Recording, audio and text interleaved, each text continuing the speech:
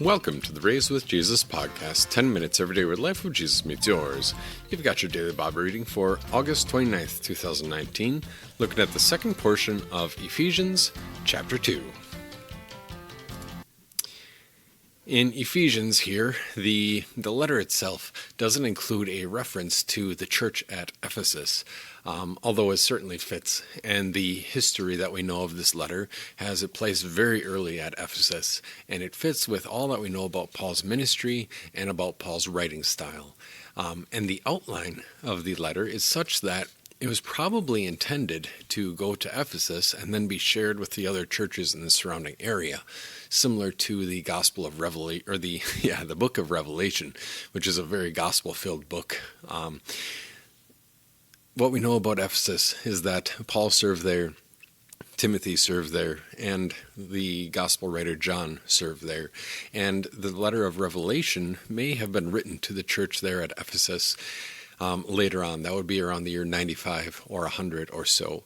And what else we know is that this church at Ephesus was it was a strong church, but it was also kind of the leading church in the area.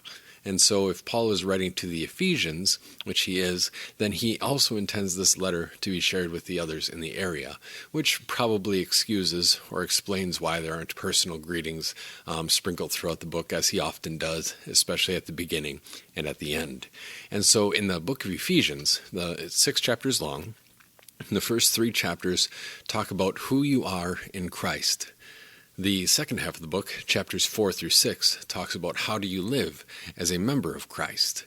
And so in the first part, Paul really emphasizes the unity that we have and the great things that God has done for us and your new identity. Because that's important, because he's talking to a very strong group of Christians who had come from a pagan background. And they're living in this large metropolitan city of Ephesus, where there's a lot of pagan worship, especially Artemis of the Ephesians.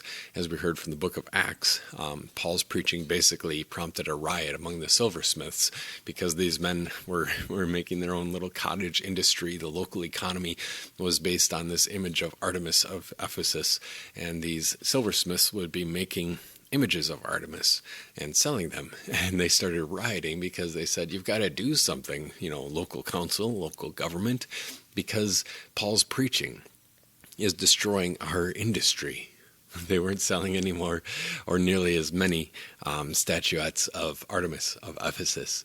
And so they're rioting. And so Ephesus is kind of, if you think of it as a fairly, sizable church, also a very strong church, it doesn't seem like Paul addresses very many controversies here as he does in the letter to Corinth.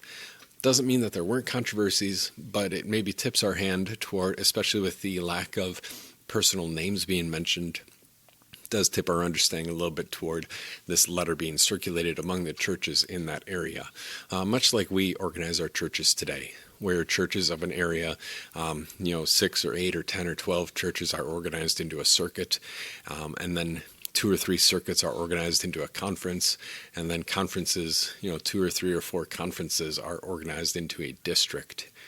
And that's kind of what's going on here as well. So in Ephesians chapter 2, Paul had just gotten finished with talking about conversion and the fact that we were all dead and we are all by nature objects of wrath, and that God is the one who did the resurrecting of us, giving us the spiritual life that only he could bring about. And there's no personal idea or motion or emotion or action involved in that spiritual resurrection. And so we pick it up in verse 11. And remember, he's writing to a primarily Gentile audience, many of whom had come from a pagan background. And he writes, "Therefore, remember that at one time you Gentiles in the flesh, the ones who are called uncircumcised, by those called the circumcised, which is performed physically by human hands. Remember that at that time you were separated from Christ, excluded from the citizenship of Israel, and foreigners to the covenants of the promise. You were without hope and without God in the world. But now in Christ Jesus, you who were once far away have been brought near by the blood of Christ. For he himself is our peace. He made the two groups one by destroying the wall of hostility that divided them, when he abolished the law of commandments and regulations in his flesh. He did this to create in himself one new person out of the two, in this way making peace. And he did this to reconcile both to God in one body through the cross, by putting the hostility to death on it. He also came and preached peace to you who are far away, and peace to those who are near. For through him we both have access to the Father by one Spirit. So then, you are no longer foreigners and strangers, but you are fellow citizens with the saints and members of God's household.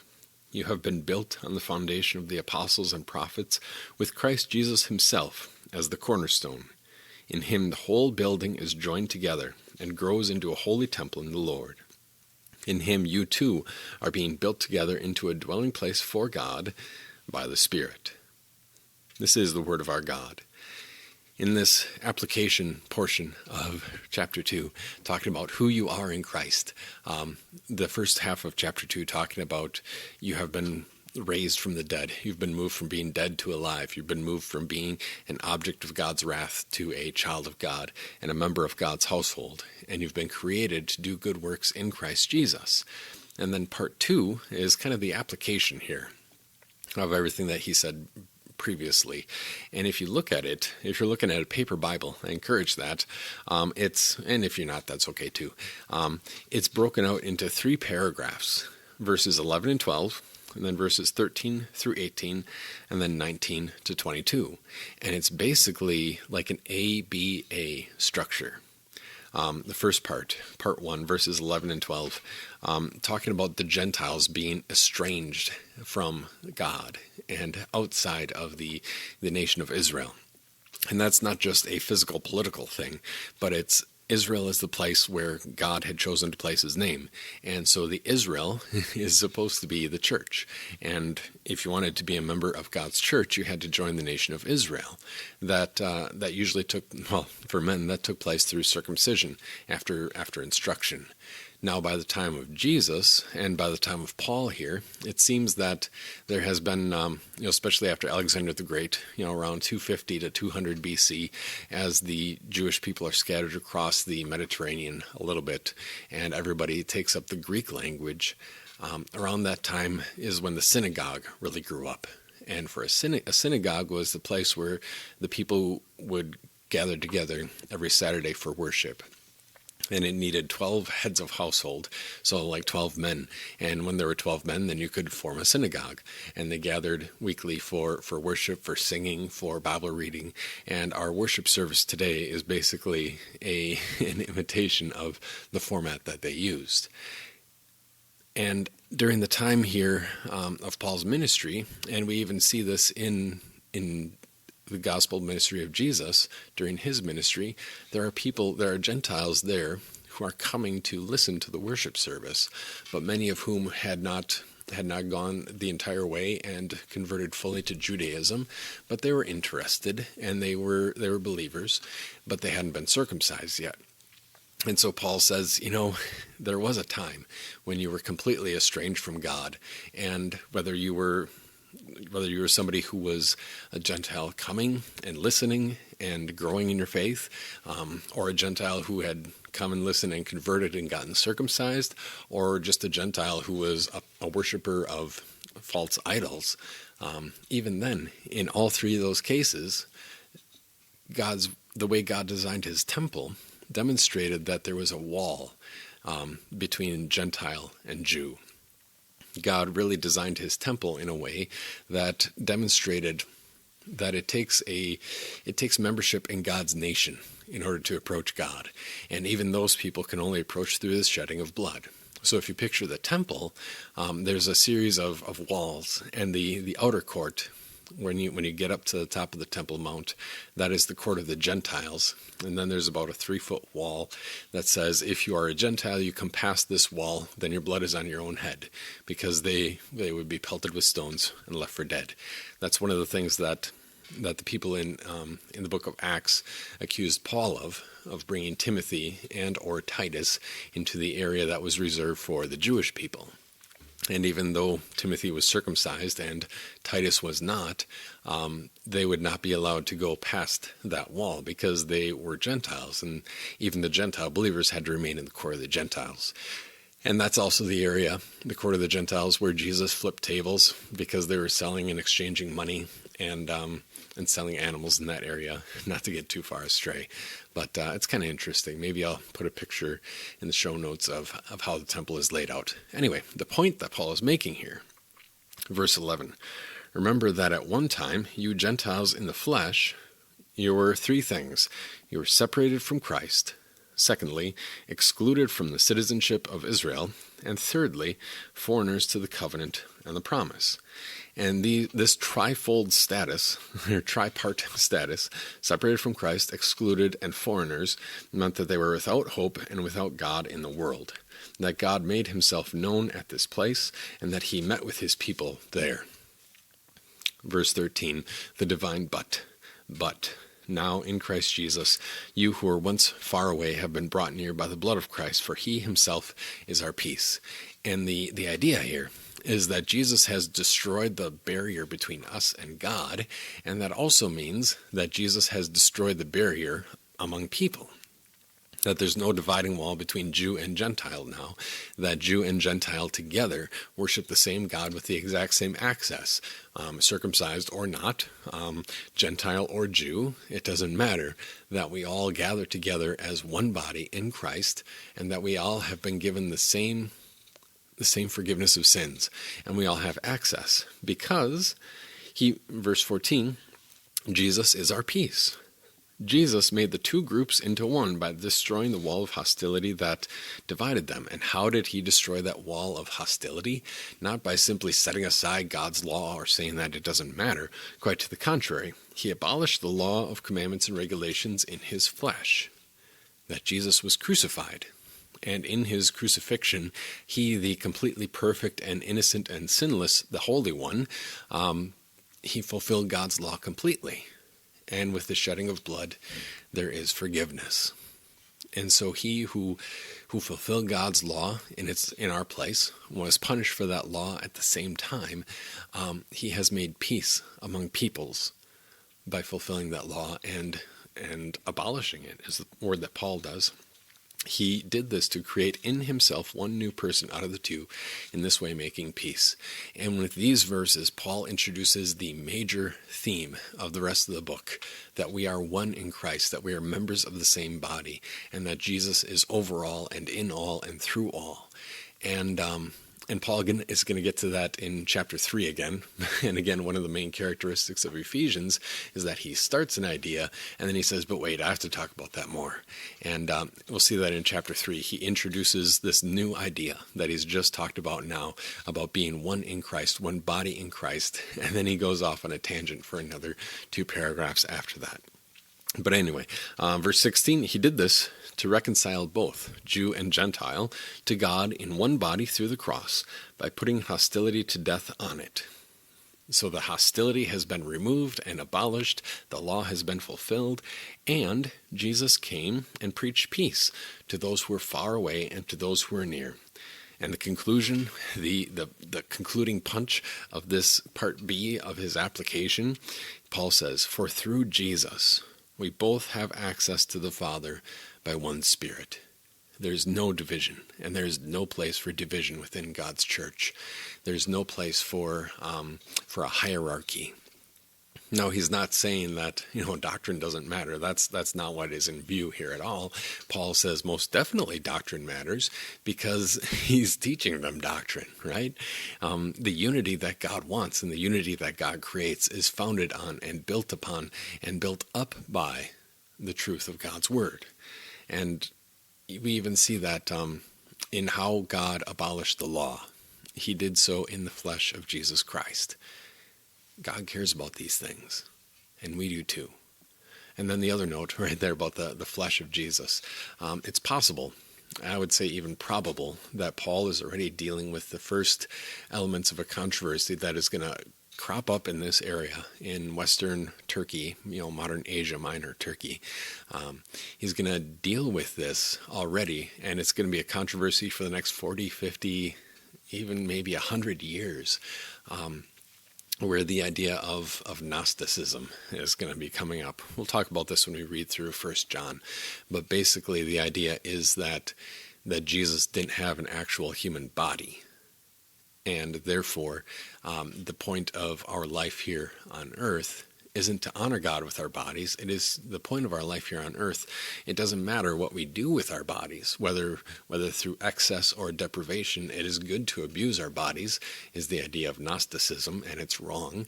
And therefore, because Jesus didn't have a body, we will one day not have a body. And Gnosticism ends up denying the resurrection of Jesus Christ, the resurrection of all people, and it downplays the reality of, first of all, of our salvation, and second of all, the reality of our sanctified life here.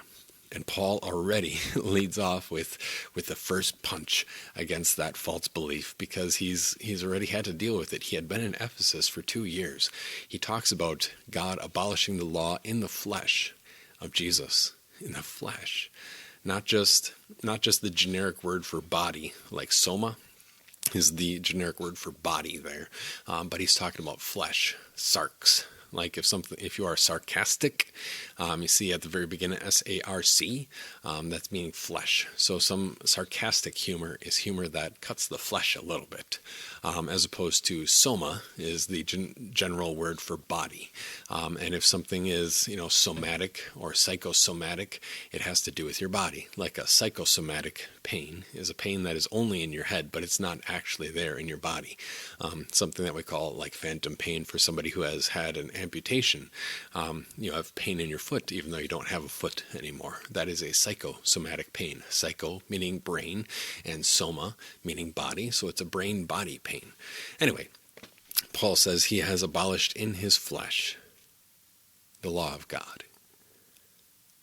Just to think about that a moment, that this Jesus has made us members of his own body, and this body is the same flesh that he offered for the sin of all, and through which he abolished all hostility between us and God, and all hostility within the members of his body, that there's now no division between Jew and Gentile, between any ethnicity and any race. As a Christian, you have the same direct access to God, and as a Christian, you have the same love for each other that Jesus has for us. That's the point, and that's the purpose. And Paul makes that application. Verse 19, so then, you are no longer foreigners and strangers, but you are fellow citizens with the saints of God and members of God's household.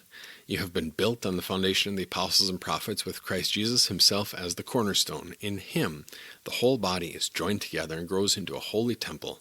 In him, you also are being built together into a dwelling place for God by the Spirit. And that temple that they used to not be able to access because they were Gentiles, and that temple that only, yes, it was the place of worship, but it was also the place where they were reminded of their sin and their lack of access to God. That temple has been superseded by the spiritual temple that God has built among all of his people. And so as you go about your day, just take a moment to thank God for the unity that we have in Christ. And then the next time you're at church, take a look around and see if there's somebody that you recognize by face but you don't know by name. Look around and think to yourself, is there somebody here who needs me to pray for them? And whether you tell them or not, friend, I'm going to pray for you, just take a moment and say, dear Lord, thank you for making me a member of your body. And take a moment to pray for that person, because we are all members of the same body and we share the same confession of faith. And this is all the work and all to the glory of our God, Jesus. Father, Son, and Holy Spirit, triune God, all through Jesus Christ. And if you're still looking for a church, or even if you have one, check out the show notes. You can click the link in the first link of the show notes and enter your address and find a nearby church. And there's also information about our 3 churches here in the Toledo area. We have Resurrection at 2250 South Holland, Sylvania Road in Maumee. I'm the pastor there. We have 9 a.m. worship this coming Sunday. Out in Monclova, Monclova Road, we have Hosanna Lutheran Church, and I think their worship is at 10:15. Got to check the show notes for the exact time. And then Zion Church over on Nebraska Avenue, kind of by Byrne and Secor, I think they have 10 a.m. worship. Anyway, God bless your day.